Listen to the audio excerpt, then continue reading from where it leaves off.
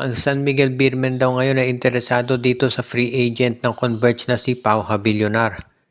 Si Pau Havillonar, ang status nito dito sa FiberXers ay unrestricted free agent with rights to salary. So ibig sabihin kahit ito'y UFA na, yung salary niya ay binabayaran pa rin ng FiberXers. Pero ngayon mukhang interesado daw ang San Miguel na makuha ang 6'6 na power forward.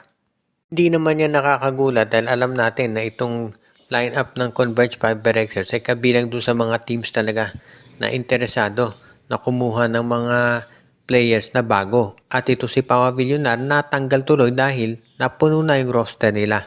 So ang San Miguel naman naghahanap ng pwede nilang idagdag. At iyon nga, itong si Pau Havillonar. Sa tingin ko magiging okay na okay ito para dito sa San Miguel. Lalo na at alam naman natin na sila talaga ang kinakailangan nila yung isang player pa na katulad ni Rodney Brondial. Yung matangkad at masipag sa rebounding. At bagay na bagay dyan ito si Pau Havillonar.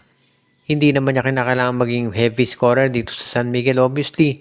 Dahil marami ng mga scorers talaga dito sa San Miguel at hindi na siya kinakailangan na pumutos ng malaki. Ang kinakailangan lamang dito ay maging isa siya to sa mga tutulong pagdating sa rebounding at sa depensa. At yan ay kayang gawin naman ni Pau Havillonar para dito sa SMB.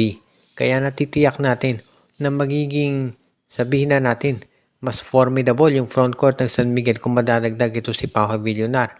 Lalo na at alam natin na isa rin yan doon sa mga physical players talaga. Kaya na sigurado na yung laro ni Pau Havillonar magiging isa dito sa pinaka-importante para sa SMB.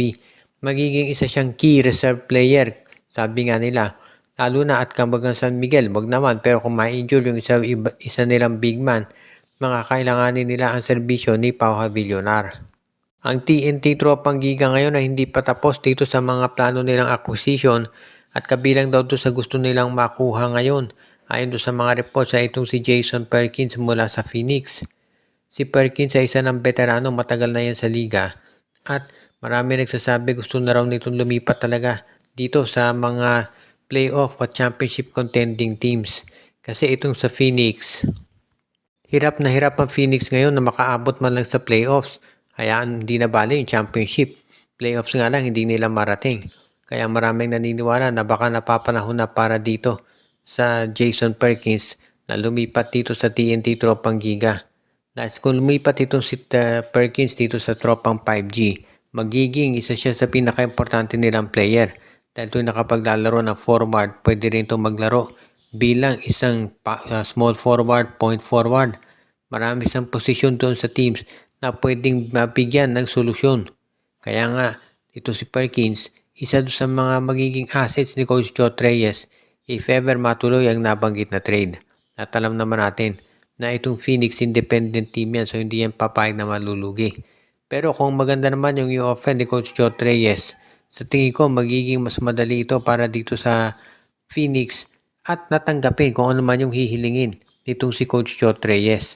Kaya nga, hindi na tayo magugulat kung sakasakali na ito si Jason Perkins ay i-move dito sa TNT Tropang 5G. Dahil kung pag-uusapan naman natin yung mga assets pwedeng i-offer ng TNT, ito si Barkley Ebonia at itong si Kim Aurin para dito kay Jason Perkins at samahan pa nila ng isang first round draft pick. So iyan yung mga nakikita natin na posibleng senaryo na gawin nitong Phoenix Fuel Masters at ng TNT Tropang 5G sa mga darating pa na araw.